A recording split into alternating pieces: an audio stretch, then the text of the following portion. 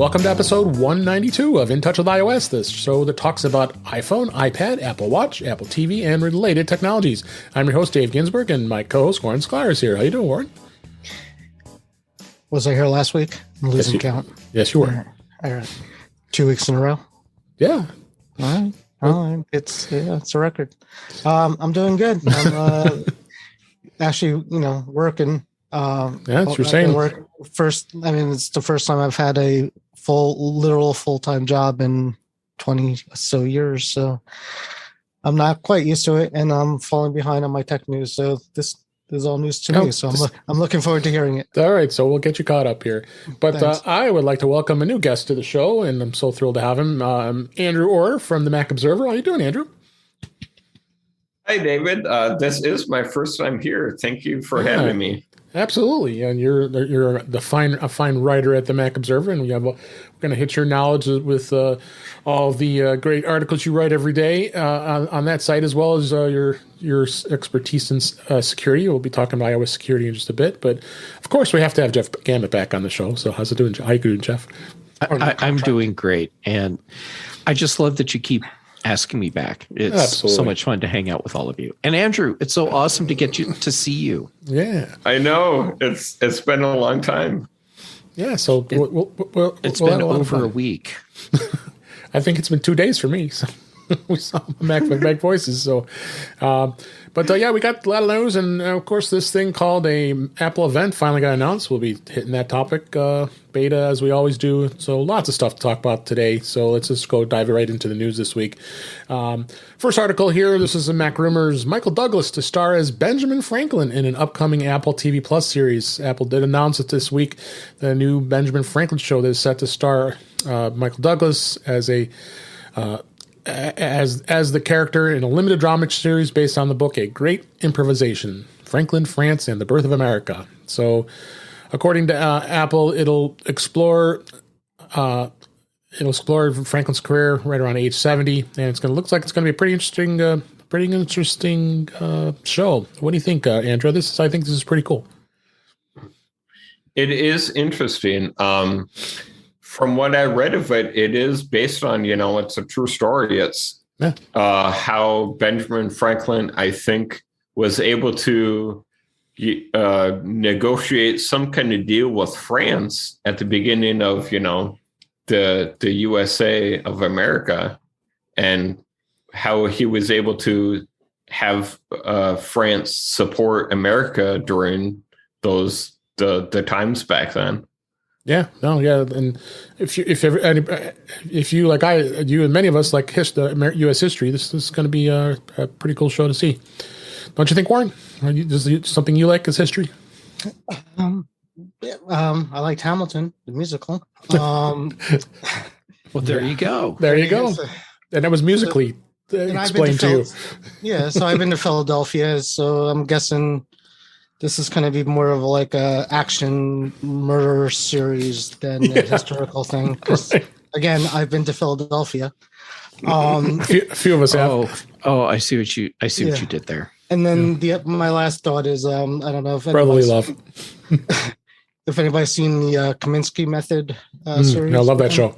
So my thought is I'm spoilers if you haven't seen it, hold your ears, but I don't care. At the end of the series, Michael Douglas gets a role as the old man in the sea, and it's sort of like cheesy. He has a nightmare that's like a cheesy film. That's kind of what I'm picturing for Michael Douglas at this point, because it's Jeff, you like history? Something that would interest you? The show. Nobody likes Hamilton. I'm very interested in this. I mean, the whole thing with what Benjamin Franklin did, and the person that he was. I mean, this guy. I mean, he was a talker, and he could convince people to do all kinds of stuff, and he was a ladies' man. Yes. He was. So this might be a NC-17 series. That's right. I'm if it's historically accurate, then it should have an NC-17 rating. It's going to be because the whole idea we're going like Netflix kind of porn. because Apple TV doesn't really. Right. So, do it like, well. so what do I have to do to get you to sign on to this deal? And then he starts unbuttoning clothes. Did they ever have nudity, like any actual nudity on Apple TV shows? I know, like Tim Cook was kind of against it, but I'm trying to. Not as far as I know. Yeah. No, I don't A think so. lot of F's and S's and a lot of curses, violence. Well, of course. Stuff like that. But I don't know. If Can't I not ever have saw- that. That's real world. I don't know if I've ever seen a naked person on Apple TV, and that might be a Tim Cookian thing. Anyhow, Next story is in the Mac Observer. Oh yeah, this guy Andrew Orr wrote this article. This is Open Web Advocacy Group wants to fewer iOS browser restrictions. And a group of software engineers have launched a Open Web Advocacy. The goal is to challenge Apple's ban on third-party browsers on iOS and encourage the adoption of web apps. Since you wrote this article, Andrew, why don't you tell us about this? I'm really, I've always questioned why Apple won't allow you to have your, not have to be on WebKit and have your own, be able to have an independent browser. I mean, we at least won the fact that you can set your browsers themselves as default. So if you have Edge, if you have Firefox, whatever, that can be your default browser, but you're still using the engine in Safari and WebKit. So yeah, tell us about what the three different priorities that they say here. Yeah, and that's really the main. There are two main goals of this group, as I understand it. This group was formed recently, and one, they do want to challenge Apple's browser engine dominance because, like you said, on iOS and iPadOS, the mobile devices, they kind of force all the other third-party browsers to use their engine, WebKit, which, as we've kind of seen, that's great. But there have been, sorry, what was it called? There was some kind of IndexedDB. That's what I'm thinking of. So they force people to use their web browser, WebKit, but that also brings troubles like security issues, like. Right. And, these web developers don't have any control over that. And it sounds like this group does want to maybe have even the playing field between web apps and native apps, how those are treated. I think that has been another complaint. There have been accusations against Apple that they are somehow limiting web apps because they want to force people to the App Store. And it just sounds like this group wants to maybe talk to regulators and see if they can try to level that playing field. Yeah. And like I said, they're trying to persuade Apple to allow these engines to give better development stuff. I mean, Firefox has got a number of browsers. They got the Firefox Focus, which I think is a great browser. The fact if you want to be really surf privately, you can, and not have to turn on incognito mode or anything like that. So that's what's been great about Apple, at least opening up browsers. Because I remember it was like, God, no, Safari, that's it. Can't use anything else. But they've really opened it up. But I think this is something I'm hoping that this group will push on. Jeff, did you have any thoughts on this? I always have thoughts. I know even you do. Without diving in to get all the facts. Of course, I always have thoughts. All right. So my first thought is, from a security standpoint, how does opening up iOS to alternate web engines help with security? And I'm not saying that Apple shouldn't do this, but it seems to me like if you have one web engine, in this case WebKit, and that's the only one you have limited the number of attack vectors by not allowing other web engines.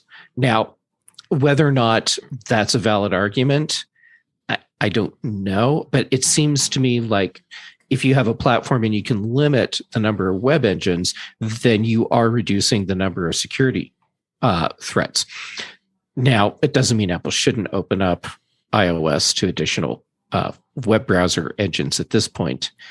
As far as the whole web app thing, I find some delicious irony in this, because when Apple launched the iPhone, they said, make web apps. Just make web apps. That's Right. it.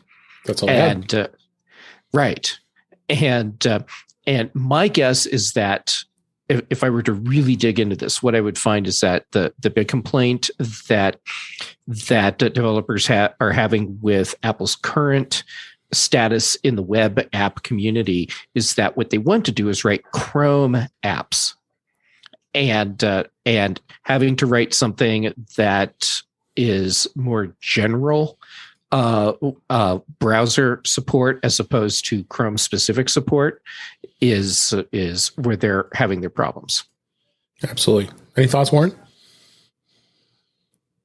Just kind of the financial edge to this, like who's it benefiting? Like, to open up to different types of I don't know, like if I open up my iPhone and go to a website and the website works, then that's all I care about as a user. So, I mean, whether it's Firefox or Opera or whatever that you go into, whatever engine you're trying to use, if it works, that's all the user cares about. If it's faster or better, I mean, what are they going to gain? I guess is what I'm trying to figure out by changing the technology. Anyways, unless there's financial reason, like Jeff mentioned, maybe Chrome apps, and if that's a thing, if people start writing, selling Chrome apps, that's a financial thing. So yeah. And then next story, another card that you wrote, Andrew, is need Tor for iOS. Orbot has arrived on the platform. Orbot acts as a proxy server for people who provide security for network traffic. It was released on Android back in 2008, and this Tor on iOS app is now available. This is the official app from the Tor project. Andrew, what is the Tor browser? I mean, I know it's short for the Onion browser, and of course, it's open source. Is it something that a normal user would want to use? I think it is a good privacy tool for people, and like you said, it just recently got to iOS. It has been on Android for a long time. There have been Onion browsers on iOS for a while, but this is the first, as far as I know, the first one from the Tor project direct. So this is the official thing. And to try to summarize it, Tor, it stands for the Onion router. It was developed by the Navy a long time ago. It's government funded, but it's also open source. And what it does is try to protect your browsing by it's different from a VPN, because what a VPN does, it just acts as a middleman between the client and the destination server, like whatever website you're trying to connect to. A Tor, what it does is kind of bounces your traffic around before it gets to the destination. I don't know how many kind of hops it takes, but it's all encrypted.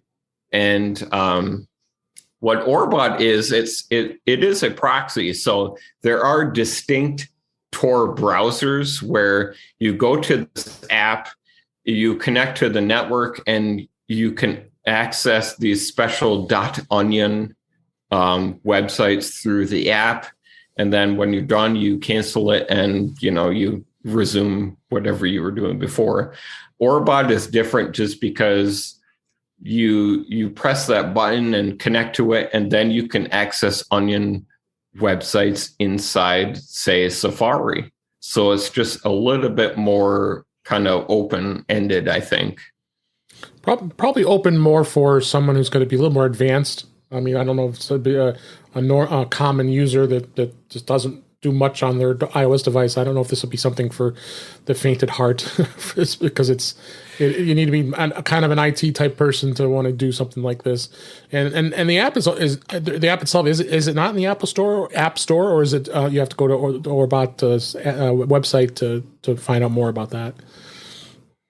Now it is officially on the Apple in the App Store, and it is free. But I agree with you. Maybe not everyone would want to download this because it's generally recommended for people in very extreme situations, like whistleblowers, journalists covering, say, the recent happenings in Ukraine and Russia, and it's just for those pretty extreme types.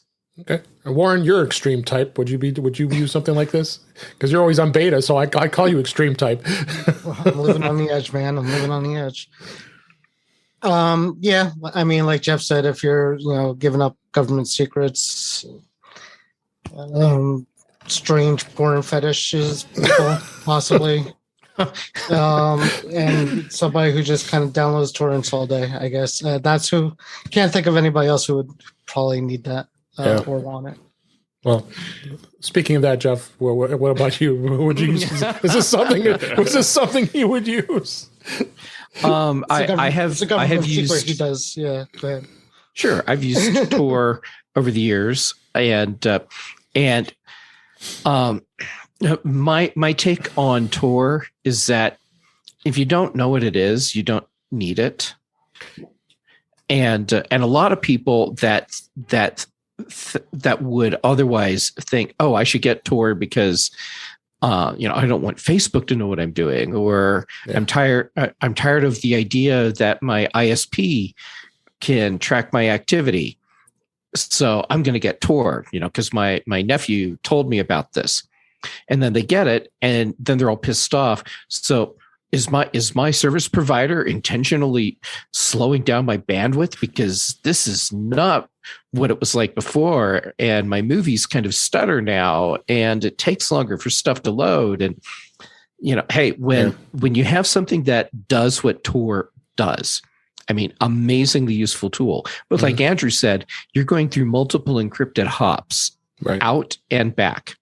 And that adds time to the whole process of loading a web page. Yeah. And depending on how fast or slow some of these servers are that you're going to pass through, hey, you can have a significant degradation of your bandwidth. Yeah, or perceived degradation of your bandwidth. Very slow. It'll be a close, very slow experience. So. All right, let's go and move on here. Next story. This was an Apple Insider. Giles Martin remasters Beatles 1 for spatial audio. This is exciting. The Beatles compilation album 1, which has got 27 of the number one songs of all time from the Beatles, which is probably one of the best albums you could ever buy, is now being remastered on Apple Music by Giles Martin, who is the son of the famed Beatle producer George Martin.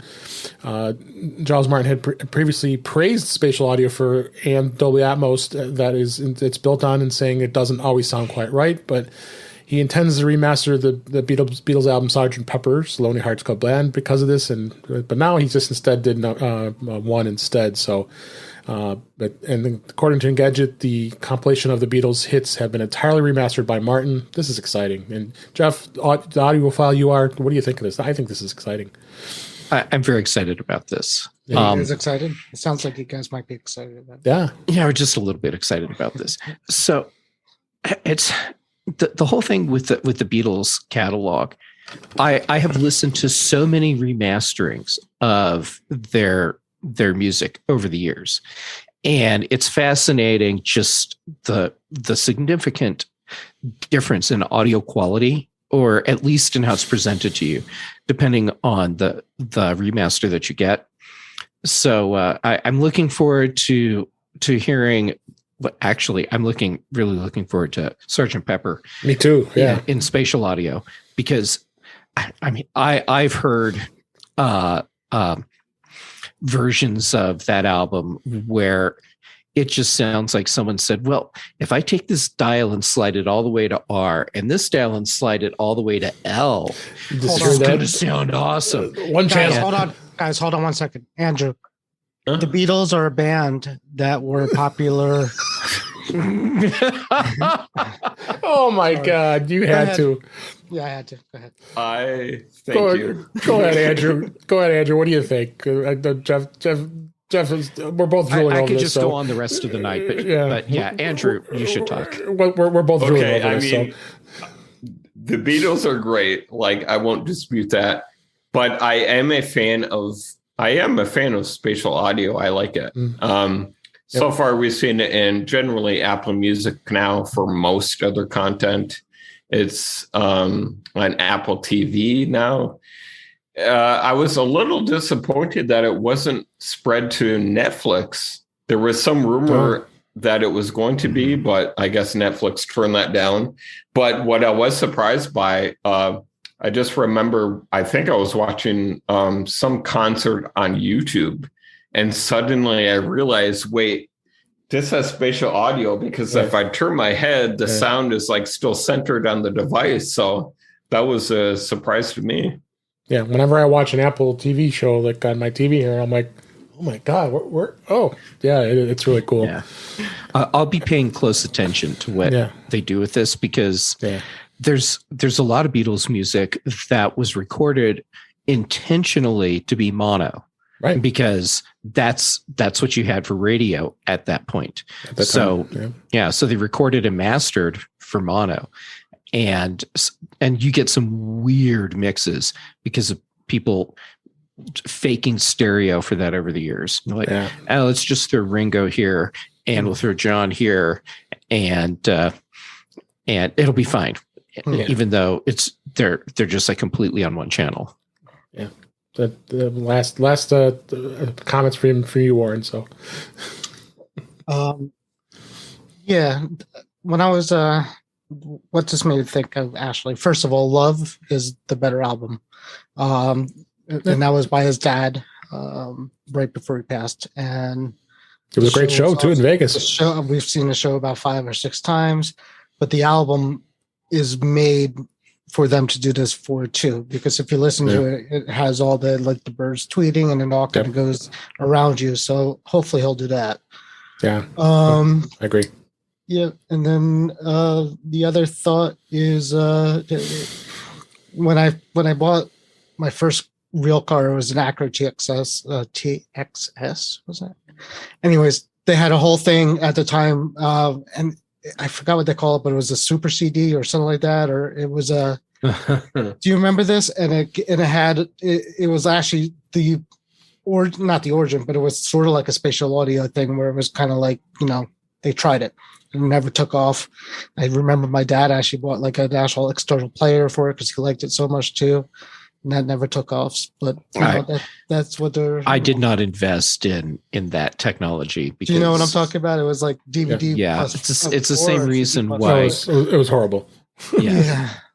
There's so many technologies like that came out that I just. I mean, it sounded good, but you had to buy all new CDs for it, and there weren't a lot. I remember going to Best Buy, and there'd be like maybe like a little one half of a section of those albums, and I think it didn't survive very long. No, but spatial audio is cool, and that's what I was trying to go for. All right, a couple more quick stories here. This is an iMore. Slack is dropping support for iOS 13 on iPhone and iPad. You'll have to have iOS 14 or newer, and this is a pretty interesting because a lot of app developers do tend to stay at least 2 versions back so they can continue to support those who can't, who are at the end of the road with their older devices. But the older devices are also are starting to become less and less of a device you want to keep anymore. But I can see why somebody like Slack wants to do something like this. Now they're owned by Salesforce. There are a lot of things are changing, of course, I'm sure. But I think this is a good idea that they keep these versions, with maybe 1 or 2 back, 2 at the most. So, Jeff, what do you think? I'm glad to see something like this. I'm not surprised to see this at all. A lot of people forget that Slack was developed as a business tool. Exactly. And it just so happens that because they don't charge for the entry tier, that it gets used for non-business stuff as well.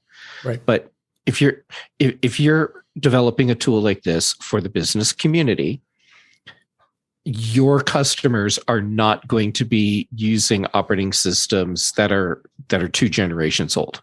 Yep. Agreed. Yep. So real quick, Andrew, any thoughts? Yeah, I'm just reading because I just saw this update this morning, and these release notes just say, a friendly heads up, in order to keep up with the growing capabilities of newer operating systems, this is going to be the last version of Slack that supports iOS 13. And yeah, like Jeff said, I do agree with that. That makes sense to me. I don't know anything really about programming or development, but I can imagine that trying to support a lot of older operating systems, maybe it just doesn't make sense at some point. Yeah, like Jeff said, businesses they don't stay on the old versions very long. So, would you agree with that one? Don't slack and get a newer device. There you go. That's a good way to segue into the next article here.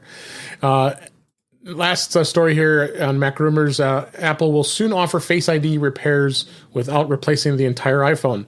Apple stores and Apple authorized service providers will soon be able to replace Face ID on the Apple XS and newer without having to replace the whole device, according to an internal memo that MacRumors obtained from a reliable source. Apple said authorized technicians will have the access to a new true depth camera service part containing all Face ID and front camera modules, allowing for the same unit repairs. And Apple said that it'll move to help reduce the number of whole unit repairs complete.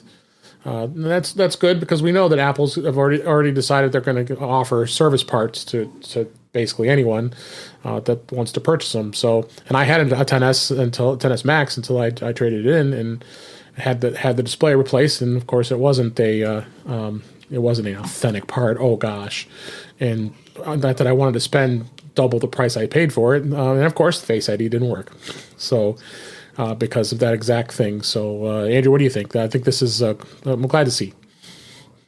I don't remember exactly which iPhone this happened with, but I do remember there was some big hullabaloo about people were trying to go and try to repair their iPhone with these maybe not Apple official providers, and it was this thing with their iPhones were bricked because it was something linked to Face ID, and it was just something where the device itself said, "This is a new screen or module, but it's not it wasn't an Apple authorized, so it's the whole device is bricked now." And I'm glad to see Apple doing this. They did release the Apple Service Program, where a lot of people can have these more official tools and self-help things, and now we have this as well. Okay, Jeff, any thoughts? This has been so necessary for so long. Yeah. A lot of people forget that just because they live someplace where they can get to an Apple store or a legit authorized Apple repair center to get their iPhone fixed, that's not the way it is in a lot of places. Yep. And there are a lot of legit repair companies out there or businesses out there, and they just couldn't do this kind of repair without bricking your device when they should have been able to do it. So this is a good move. Very much. More last comment on this art. On this, we move on from the news. No. Other than if we're hoping to get a whole new free phone instead of just a new part, you'll be sad. Yeah, they'll stop doing that. All right, let's move on to the topics of this week's show. And as I always do when I have a new guest, and Andrew, you being a new guest here on In Touch with iOS, we always ask our guests what Apple devices you own and how you use them in your daily workflow. So I'm going to go through and talk about all the devices that we focus on. iPhone, I know you have an iPhone, of course. What iPhone model do you use, and how does it work in your workflow? So yeah, I have the iPhone 13 Pro. I really love it, and I did go from the 12 Pro to the 13 Pro. One of the major features for me was the macro feature in the camera. I just love it because macro photography has always been, my kind of thing I've been focusing on. I have an iPad, the iPad Pro. This is the first model from 2018. Yep. And, for a long time, I was kind of an iPad first person. I haven't been using it actually in a long time because at one point my arms just really got sore from reaching up to the touch screen because I'm on it all day writing. So I moved back to my MacBook Air. Yep. I moved back to my MacBook Air and I got a mouse for myself, and now it's been more comfortable. And Apple TV, you have an Apple TV, right? Oh, go ahead. I don't. No. Don't? Okay. Andrew, you just totally nailed why Apple's not going to do a touchscreen Mac. Yeah. Keep it separate. So, and that's good. Good. And I mean, go ahead. Yeah, and I know you can use a mouse and a keyboard now with the iPad Pro, but I still don't like how the cursor works with the iPad. I just don't like it. So Mac all the way. It's better if you use a Magic Trackpad instead of a mouse when you're when you're using external devices to control your iPad. It makes a huge difference because now you can do gestures. Definitely agree with that. So, all right. Good point. Good. Well, we welcome you to the show. Glad you shared what your devices do with your workflow. So, quick update on that, just to let you know. With Unity, is that what it's called? Universal Control. That's right. Universal Control. Oh yeah. And Monterey. Yeah. Yeah, so it does work. The gestures with the trackpad also work on the iPad. The first version it didn't, but then they fixed it, and it's sweet. So, just add on that. Go ahead. All right, and we'll hit Beatty here. We're actually wanted to move up the story here to talk about, as we came on recording this week, Apple announced the Peak Performance, the first Apple event for 2022. It'll be on March 8th as we record this, and we wanted to give our predictions and such. I found it funny. We have a link in the show notes of an article here that, Apple really did a number of teasing people at the fact that they announced this so late. I mean, I don't think we found out about it until earlier this week as we record.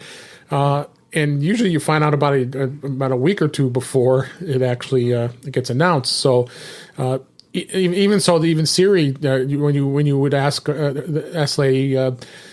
It would tell you had to wait a little longer for the Apple event to kind of tease you. And then, of course, a day later, we found out there's an event. All the news outlets had Facebook posts that were, that they're like, I guess Apple's not having an event. And then, an hour later, they did it. And, the joke was that it aged well, obviously. But, it was, in fact, you had a link in here too in the show notes. Mm-hmm. You just took it out too, saying that they canceled that there's no event. Yeah, so just to get the kind of the chuckle, that's kind of first time I ever remember Apple doing that. Well, kind of teasing. Well, you'll just have to wait, and then a day later, here we go. We do have a link, of course, to Andrew's article for you being here. We always I'm happy to link back to all the fine work you do. That you talked about this Apple event, and I think we have a pretty good idea of what the three things that we're probably going to expect at this as an announcement at this event, which would be the iPhone SE, the third generation. What do you guys think? I think obviously it's long in the tooth. It was way overdue. It's a 4G phone that's currently on the market right now.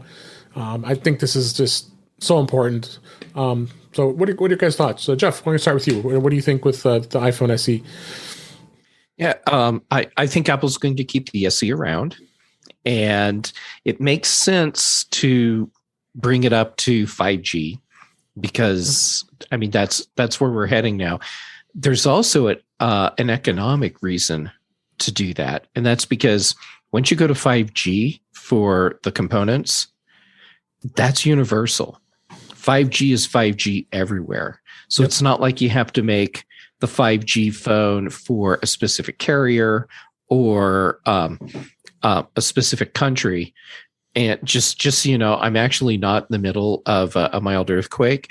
Kat decided to jump up on my desk and walk around and bump into everything, and she just left. So all right. she made her cameo appearance. Anyhow, I missed it too. well, she managed to go under the camera. I didn't Yeah, know. so you get to see it. So I'm like, Jeff, you might be making that up because I didn't see it. I heard it. Yeah.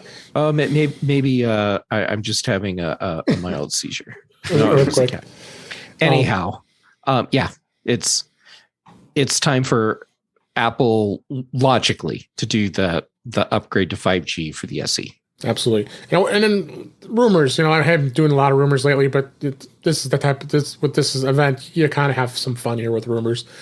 They were even we're making rumors of the fact that this price point could go as low as $199, which I found that extremely hard to believe. Apple would never go that low in a price on an iPhone. So I don't know what do you guys think? I just don't find it. I find that to be very credible. It's the last device with a button, right? Yes. It's the sole button survivor. Touch ID, right? The Touch ID. $199 for that. Maybe, I don't know. Maybe if it was like a part of like a T-Mobile deal or something like that. That's what they kind of said last time too, and included all the remember. It said start at $899, but that was they had all the specials. Anyhow, personally, I think the people, the customers, that phone appeals to. They probably don't care if it's 4G or 5G. They could care less. Yeah, I've got a family member who has it, and she could care less. Just, you're not going to get a $300 phone and worry about like the extra. You're probably not even going to like spring for the extra money for the plan at that if it does cost it. So, and it's got the A15 processor, which that's the same chip that's in the iPhone 13, which is even more interesting. The fact you're getting the same processor as a phone that's at least almost double what the cost is of an SE. We don't know what the price is yet, but interesting to see that they're really putting in line to the iPhone 13 model, and be able to charge less for it. So, like I said, I mean, how much? The second highest phone up is the Mini, right? The 13 Mini, yep, and then the 13 Pro. So the 13 and the 13 Pro. Right. So if you're choosing between the I keep forgetting the name of what it's going to be called, the 5G, the 5S. Where's my notes? Anyhow, if you're choosing between that and the Mini, and the price difference is going to be low enough, I think eventually they're going to get rid of the button phone because it's just going to phase out. Yeah, but I think it's the low end of the market, and it's going to generate more interest. And not, I mean, iPhone is 50% of Apple's business, so it's going to be interesting to see. And then the iPad Air, the fifth generation, they say, with another A15 chip and the 5G, and it will have center stage, which follows you along when you're on FaceTime, and will it have the Touch ID on the power button like the previous Air had? I'm assuming they're going to carry that over. Wouldn't you think, Andrew? I would assume so. When I looked at the rumors, I only saw the 5G and the center stage, and I didn't see anything about Touch ID or Face ID. So yep. I assume it would, keep the Touch ID. Yep. So any thoughts, Jeff, on the iPad? I think Touch ID will stay. It's a more economical price point. And considering this is a device that is also targeting education markets, then that just kind of fits in with what Apple historically has done for that space. Yeah, absolutely. So And then, of course, the rumors. So the big chatter lately has been the Apple's AR and VR headset. I think we're a long way off on that. Wouldn't you guys agree with that? With that device? Yeah. Yeah. I think the best you can hope for Apple announcing AR VR platform that goes beyond what they're doing with iPhone and iPad would be an announcement at WWDC so that developers can start working on software, and then a developer kit that will cost a lot of money, and then they'll have that for I don't know, at least through the holiday season, maybe through WWDC next year when they do an official launch. Mm-hmm. And then that way they'll have all this time to work on the platform in a more real world environment as opposed to just their labs. And then it gives developers time to really start building up their applications and have them at a usable point when Apple's hardware ships to the public. Absolutely. I think Tim Cook. I think real fast. Tim Cook is walking on stage with a big thing on his head come next week.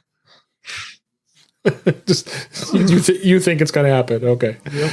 It's going to come out with the big goggles and say, "Hey, everybody." No. And he's going to say, "Big honking things hanging off your face and giving you neck muscle injuries wasn't cool until we did it, and now it is." So he's going to put on just regular, like he's going to put like a Steve Jobs and like just put on regular, reading glasses and go, "Ooh, yeah." Ooh. I want to watch him walking around stage like this. Yeah. All in gaze. All right. Speaking of all the gays, Jeff's been putting around all these crazy rumors, and he had an hypothesis of what this Apple event really is going to have. And I know I'm probably going down this crazy road, but Jeff, I love you so much that you have to tell our listeners what your hypothesis is for this event.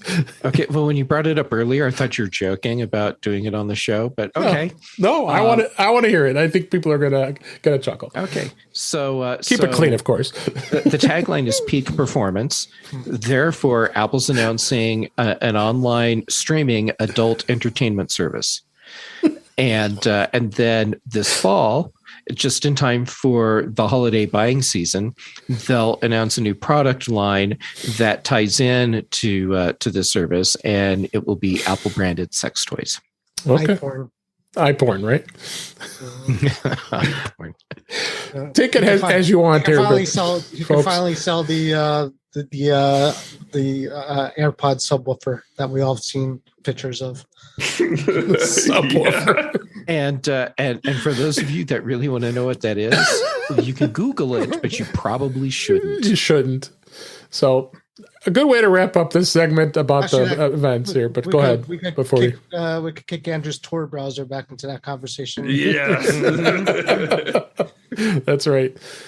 So it's going to be an interesting event. We'll have full coverage of the event next week's show. So we'll do a recap of what was announced. So we're always excited when the events happen, and you'll definitely hear the coverage here on the show here. So let's move on to beta this week. And iOS 15.4 Beta 5 was released this week. Betas have been pretty active these last couple of weeks. I always go to Warren because Warren, as you probably know, you may or may not know, Andrew, that he lives on the edge and puts every one of his production devices on beta. I think Andrew does. I think I've heard Andrew does too, to be honest with you. You do the same, right? Rushing in where angels fear to. So I got two of both your guys. By this guy jumps off cliffs and he puts beta on his phone. Exactly. Anyhow, all right. Yes, I could see no noticeable difference of anything on the last betas. I could say the last round of betas for Apple has been great. I put the Windows, the latest. I don't know if anybody plays with Windows 11 preview builds, but for about 2 weeks, it's been the worst experience of a while. So Apple wins this week's beta war of being better than Windows. Yeah, we've covered pretty much all of the new features and changes, including the universal control feature that's going to finally come to macOS Monterey. Anderson's do you guys not. still? Do you guys? I'm sorry. Do you guys still not have the unlock with the mask? That's in 15. That is going to be in this new version. So I mean, when they announced it, masks were a little more important. It's just saying. It's going to be a little. I think it's going the to timing is be relevant terrible. again. Because people are taking their masks off now. Yeah. I mean, this is what I said last time when the stupid watch was unlocking the phone back then, and for 6 months I literally lived a better life by being able to unlock my phone with my thing. So they did it again. I mean, it's stupid. They put this in beta and it should come out sooner. Yeah, they're taking their time. It'll end up being relevant again. Just be patient. My watch still tells me to wash my hands. That's how relevant that is. Okay, you left it on. See, that's actually really relevant. Also, well, that's because 2 years ago when this whole pandemic started, that was their solution. Remember, to tell you to wash your hands. Most people don't wash their hands properly anyhow. And I still don't wave even them know near the faucet. In fact, when I go to the bathroom and it says "wash your hands," I scowl at it and say, "No, you wash your hands, lady." But yeah, I mean, it's just. Oh my gosh, that's my rant right now.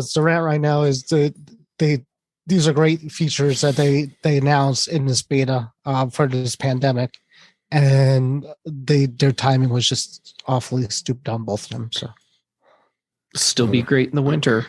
Yeah, it would. So, did you find anything on? You have beta on all of your devices, right? You said. Oh, Andrew, you have an Apple Watch too. We didn't even talk about that. Did you put beta on the watch? I didn't mention my Apple Watch just because I really haven't been using it that much. Maybe I should. So you need to be washing your hands better. Just probably. And you could have the experience of putting a beta on the watch that absolutely has no visual or any kind of difference of the last version before it. This watch has looked exactly the same actually since. I mean, it's iOS 13, and whatever the watch OS was last year. It's the least changed. 7. Apple TV is a close second. That thing, but we did get some exciting. To watch from 3 years, from 2 years or 3 years of iOS, tvOS. I don't think I've noticed 1 or 2 differences. This round there was a few new things we talked about. So, all right. Let's go ahead and move on. And, Andrew, I had you on the show here. And one of the things I really wanted to have you talk to us about is you with the interest in security with your devices. And specifically here, iOS. And iOS security has always been a really good and secure. I think Apple does a really good job keeping your device secure. And they've always released white papers out specifically for iOS security, and you'd have to read through it. And many of us probably don't read through, but I think it's a good thing.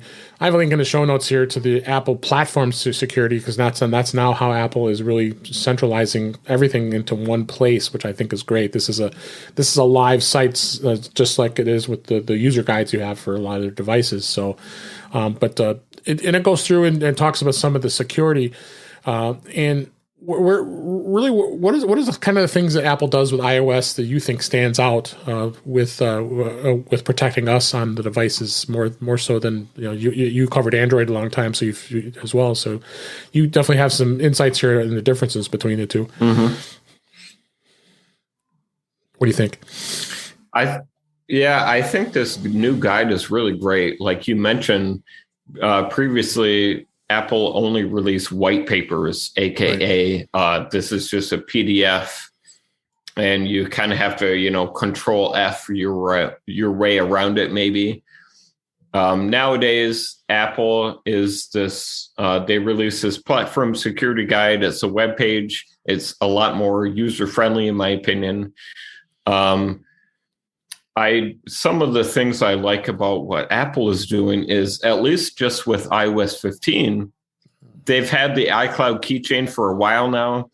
I really like that with 15, they have added support for two-factor authentication, these one-time based passcodes where, it changes every 30 seconds, but it's a really great way to add extra security to your online accounts. They've also added iCloud, iCloud Private Relay, which helps protect your browsing in Safari. You can add disposable emails with Hide My Email. So I'm personally really glad to see, I'm really happy with some of the changes Apple has made lately. And then with the app security, that's I think is a huge thing too. Even on the Google Play Store, we always kind of make fun. Well, yeah, we should make fun because there's a lot of rogue apps out there, and Apple does such a great job keeping everything secure and rejects any apps they deem that are not secure. There's a lot of capabilities that Apple goes through. You can briefly go through and. With app security, what Apple does a good job at with keeping these apps actually working and keeping you secure. Well, specifically, another feature they added in iOS 15 is, and this is on iPadOS as well.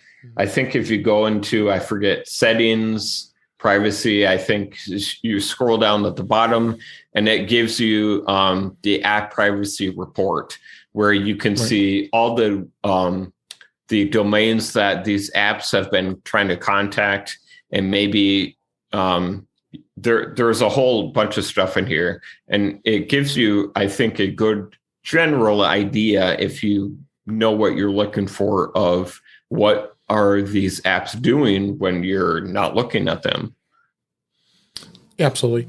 And then lastly, the services security that they have the overview on here too. That would be Find My and the Wallet app and iMessage and FaceTime, iCloud. They do a really good job, and like I said, all the services that you actually just described to really help and protect you from that, when including with your two-factor authentication with Apple ID and to manage Apple ID, and you can use those the fake email addresses and put those in place, and if you don't want to share your email address, which is great. What do you think? Do you think anything stands out with services that Apple does that's unique? I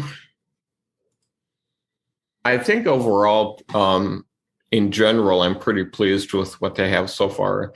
If anything stands out, I want to say maybe iCloud Private Relay, just because one of the things we talked about earlier was Orbot, that helps you connect to the Tor network. And I kind of refer to iCloud Private Relay as Baby Tor because I like that. Yeah. It's not really in the same category. It does something similar where it bounces your traffic between less servers, I think, than Tor does. And it only works in Safari. It doesn't let you connect to Onion websites, but I think that's still a good step to, be private and maybe try to hide your IP address and location online. Absolutely. Well, no, thanks. We're glad to get a little bit of overview of that. I've got, like I said, a link to the show notes to this platform security. It's an active site that keeps Apple continues to update, so you don't have to go download those white paper IB PDFs that end up being filed somewhere in your hard drive somewhere because they get out of date. Can I point out one thing about that website or webpage? Yeah, please. I love that they're updating it all the time, and yet the icon that they have for iOS, it's still the one that says 14. They never changed it to 15. You're right. I just noticed that. They never changed that. Oh my gosh. Apple, come on, you got to get going here. A lot of date, but otherwise, everything, all the rest of this content is up to date. It is a good page. It is. So check that out. A couple more topics here before we wrap it up here. The Lightning connector. It's 10 years old this year, and are we near getting an upgrade to USB-C? We've debated this a number of times. I have an article here in the show notes from 9to5Mac that is asking what's the next decade in store for the Lightning connector, and will we see it in future devices, namely the iOS, the iPhone 14, and I think it's long in the tooth. I think it's gone a long time. I don't recall the 30-pin connector went anywhere near as long as the Lightning connector has, but it's got so much limitations. It's not fast, and I like to kind of hear your guys' thoughts. Where is this going to go now? MagSafe is back, and they brought that back. What about Lightning? Are they going to finally get rid of Lightning in lieu of USB-C? Jeff, what do you think? They're going to get rid of Lightning because everything eventually goes away and gets replaced with something else. Yeah, Lightning will, I think, fairly soon be gone from all iPads, and so all iPads will be USB-C. Yeah, there's only one left, so that'll go USB-C. The iPhone, I believe, is going to stay Lightning until it's not. And what I mean by that is until they just get rid of that type of port completely, and it won't go to USB-C because it's going to be whatever Apple does next. Okay. And I think the reason we haven't seen iPhone go to USB-C yet is because it's not going to happen. Okay. What do you think, Andrew? I agree. I have had thoughts about this before.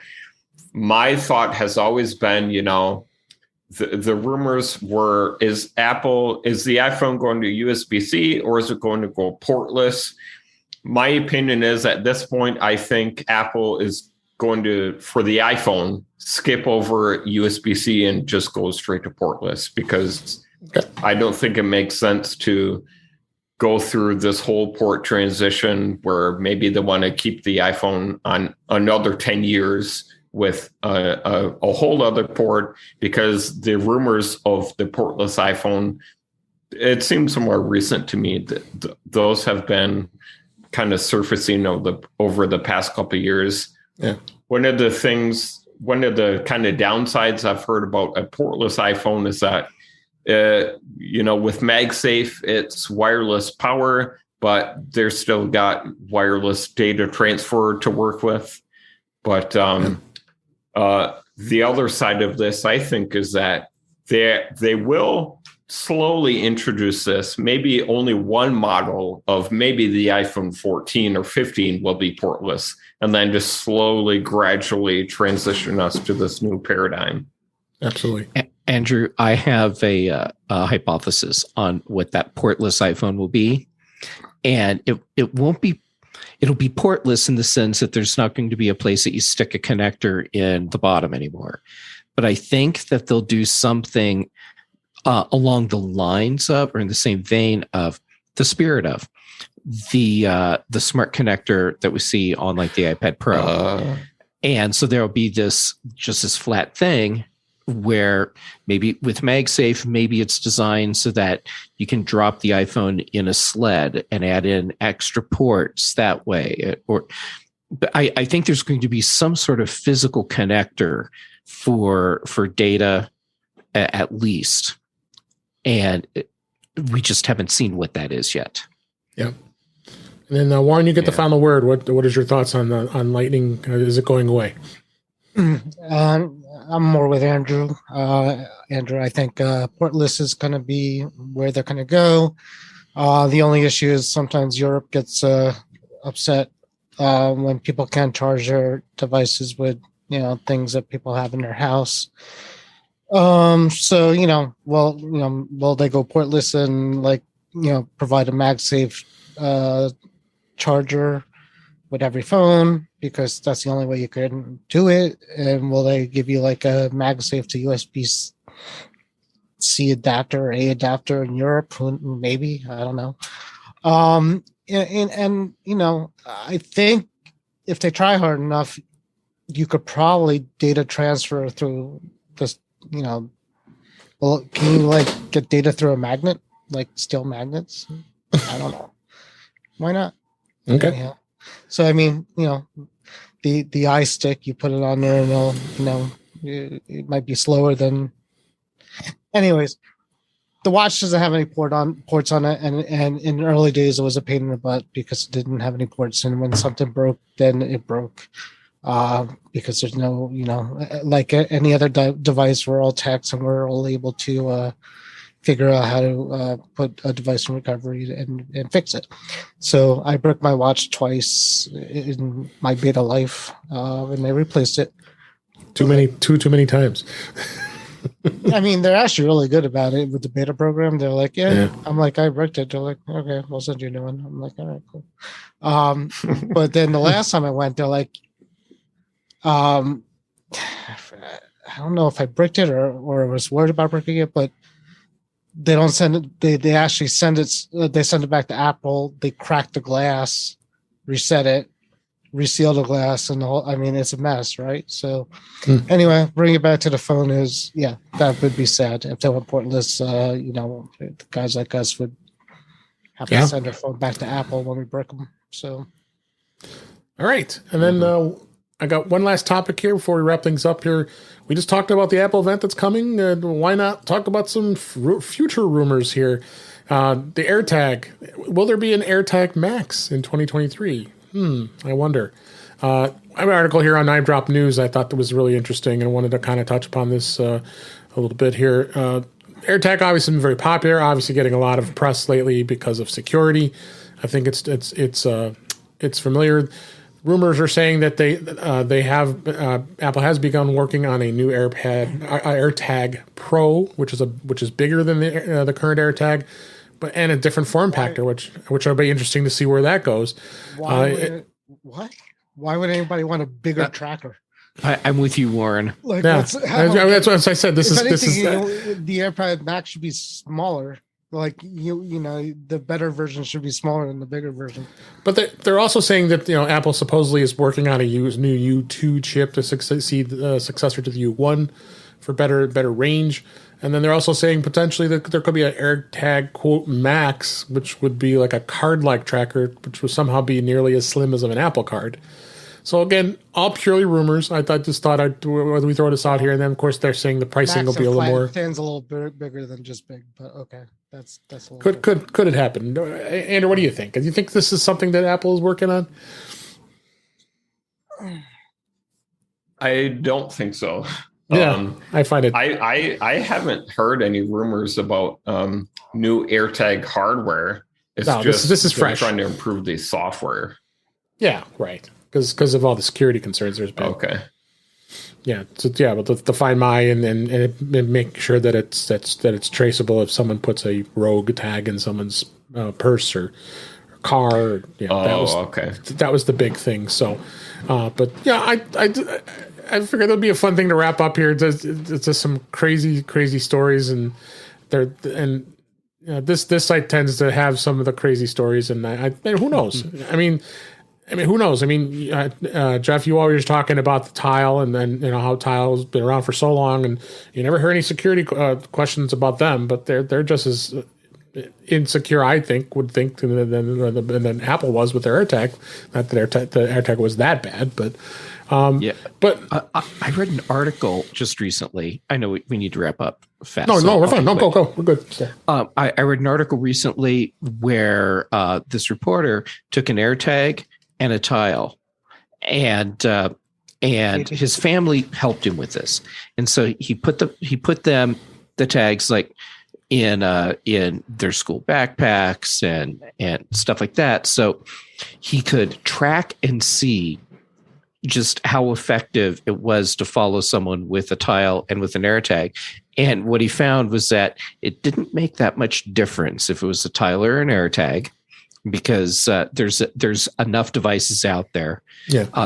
AirTag updates he was getting more often than Tile, but not so much that it was like, holy crap, I can track someone in real time. Yeah. Neither were good for real time.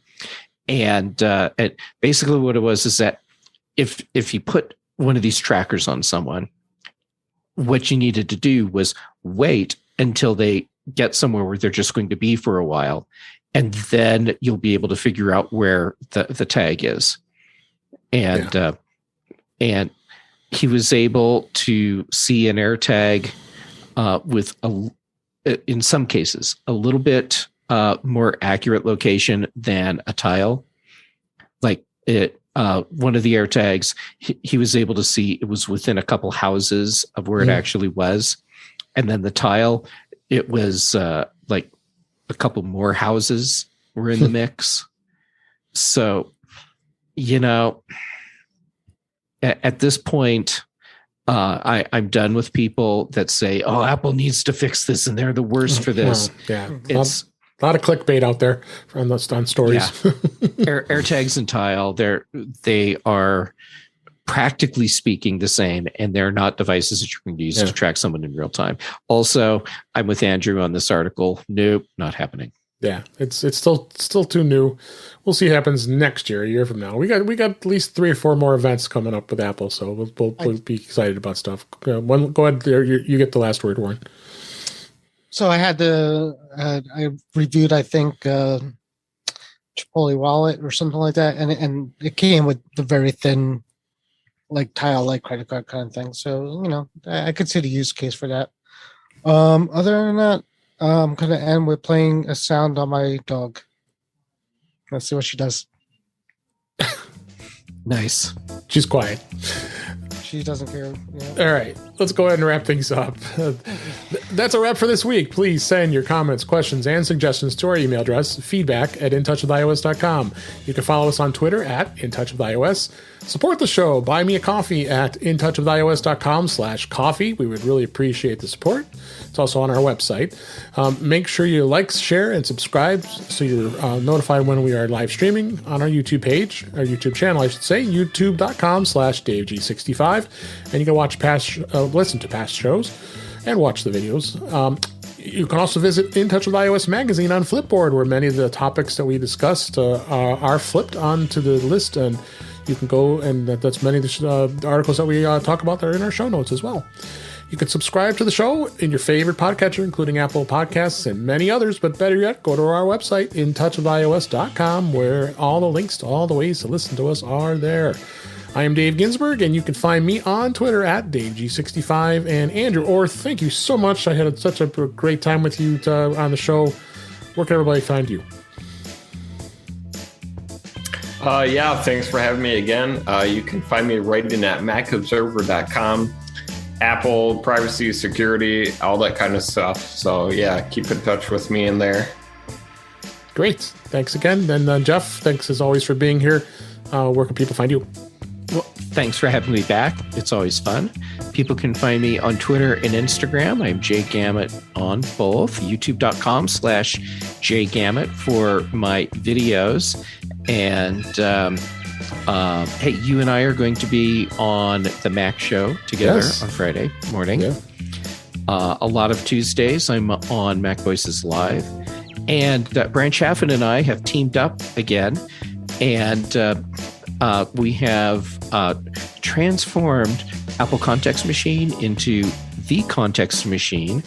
And we've finished recording our most recent episode shortly before I hopped in here with you. So we'll have a new episode of that out. Awesome. As a recording, probably within hours.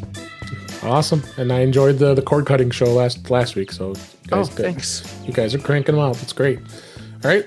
Warren, where is everybody finding you?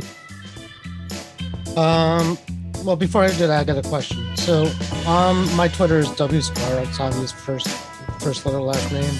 Jeff, J Gamet, obvious too. At Dave's, that's Dave and 65 quality year you were born. Andrew, what the heck is this? Andrew not. No, Andrew or not. So what am I looking at here? What am I trying to figure out? Yeah, my Twitter can be kind of weird sometimes, but it's awesome. It's clever. The best, or not. What is it, Andrew or not? Is that what I'm trying to get? Or but there's not an or. Yeah, Andrew or not. It's a story from middle school. Okay, all right. Just all right. And where are they finding you, Gord? Right now, I've been quiet the last 2 weeks because of work. We're back to the Future Facebook group. It's fun. No shame to be there. We won't tell anybody That's there because of the Facebook hate. But it's a fun group. A lot of people, I think, are 4 people posted today that there's going to be a Apple event next week. So it's always fun. Wait, there's an Apple event? There is. I was waiting for you to say. Yeah, we know. I always love. Well, I did on Facebook, but I love. I love whenever people kind of post, and then like a day and a half later, one person posts the same thing about the event. I'm like, okay, I mean it's a day and a half later now. Come on, Yeah. That's all right. But don't really kill them. They're there to have some fun. So it's going to be like the Internet Explorer meme, right? Internet Explorer being slow. Anyhow, Mac Future Facebook group is where I am. And great, Andrew. Very cool meeting you. Well, like having you here. I think I met you before on Mac Voices. Yeah. All right. Thanks. I've been on Mac Voices. All right, and Warren, thanks for that. Thanks for being here, and thanks you for listening. We hope you enjoyed the show, and we really appreciate it. And we'll talk again soon.